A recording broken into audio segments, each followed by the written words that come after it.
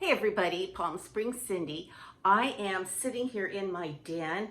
I'm actually sitting in one of my very favorite chairs from Restoration Hardware. I call it my puffy chair. Let's see if I can angle the camera. I love it. It is low to the ground and it's small and it's so comfortable. Okay. So I'm sitting here because I'm going to talk about this wall. And I thought this would be a good shot for you guys to be able to understand what the committee in my head is telling me to do. So, okay, I have lots of things to share with you guys. For starters, I quit my job. I know, but for good reason. And when I tell you the reason, you're going to understand. I received a phone call from one of my sisters, the sister who lives near to my mother, like a mile or so away. And we think my mother may have had a little stroke. So how my mother described it, my mother who's 93 will be 94 in April. She described it as her legs were not listening to what her brain was telling them to do. So anyway, my siblings and I got together and I went out there last weekend. My daughter and I went, and we all got together, including my mom. We had a wonderful time. We ended up at my brother's beach house, and I do have pictures of that. So I've shown you guys pictures of that area. So if it looks familiar, it's because you've seen it before, but it's,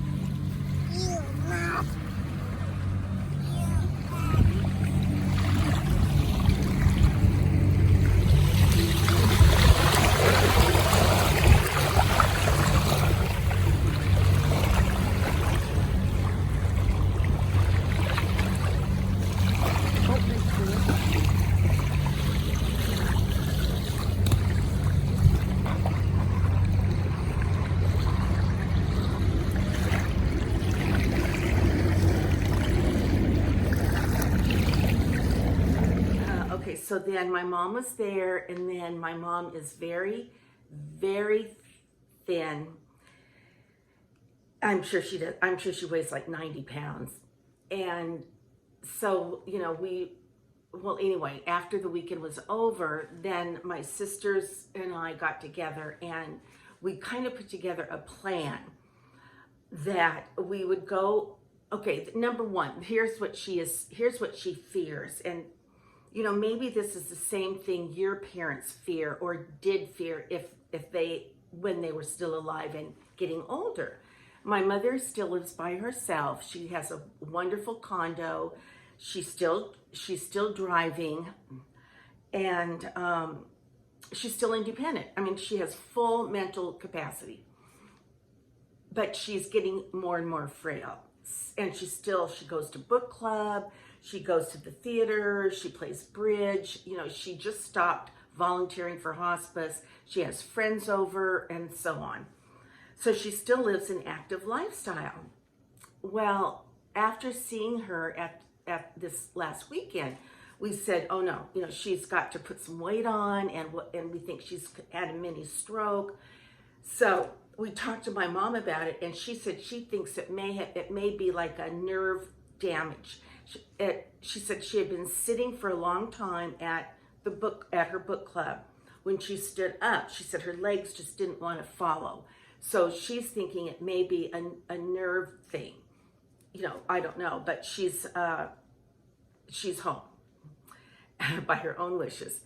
So, okay, so we thought, so she doesn't want, her big fear is that we will make some kind of arrangements for her to leave her home and come live with one of us, one of her children, leave her home and and move into an adult facility, whatever.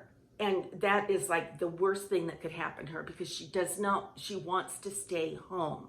She values her independence, of course. She values her privacy, of course. And so she values that autonomy. So what we thought we would do, we promised her, Mom, we are not going to take you out of your home. So we said, I called her and I said, okay, how about if we do this? What if almost every day, one of us brings you like a little meal, a malt, certain things she likes, a chocolate milkshake. She likes those McDonald's little cheeseburgers. It's like a child's cheeseburger and fries. And my sister took her to Trader Joe's and they bought a bunch of, single like frozen mac and cheese that my mom can put in the microwave. Things that she can cook, zap in the microwave, that she does not have to cook and get out pots and pans and do dishes and things like that. Cottage cheese and peaches. So we said, how about if we come and we will not stay, we will knock on the door, we will give you a meal, we'll maybe fix a glass of iced tea for you, sit with you for a moment, ask if there's anything we can do. Do you need, to go to the post office? Do you need to pick up a prescription? We could run that errand for you, or you could go with us. We could do it together. Because that way, in our minds, her children's minds, we can make sure that she's had something to eat, that she's had something to drink, that she's still, up and breathing, and that it would make us feel better, and hopefully it would make her feel better knowing that she was sort of like just checked on, I'll say. But we would not stay there, because that, like she said, if you guys come and stay, then I'm going to want to be up and busy and talking to you and thinking I need to fix lunch for everybody. And she said, that's what I don't want to do. I want to be able to just, if I'm tired, I want to be able to lay in my den with my heating pad and my Kleenex and, watch television and with my good book and my iPad.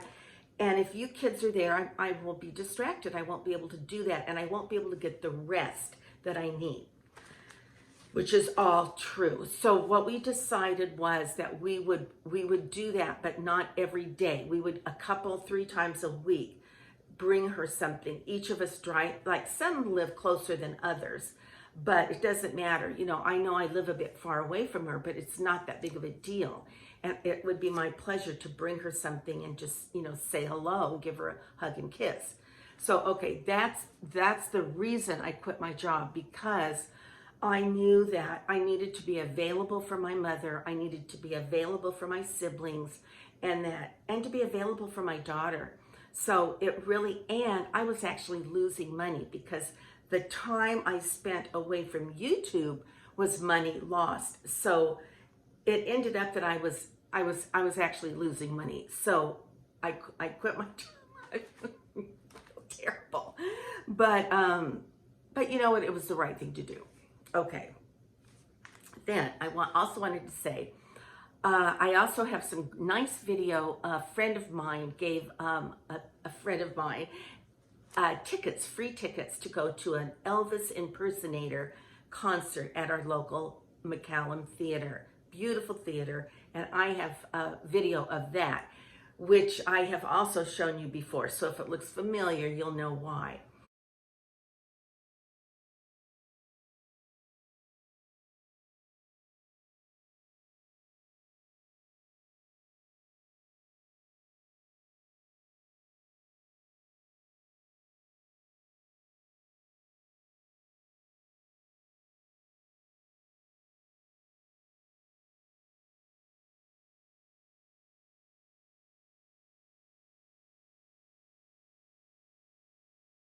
I'm but it was a nice evening.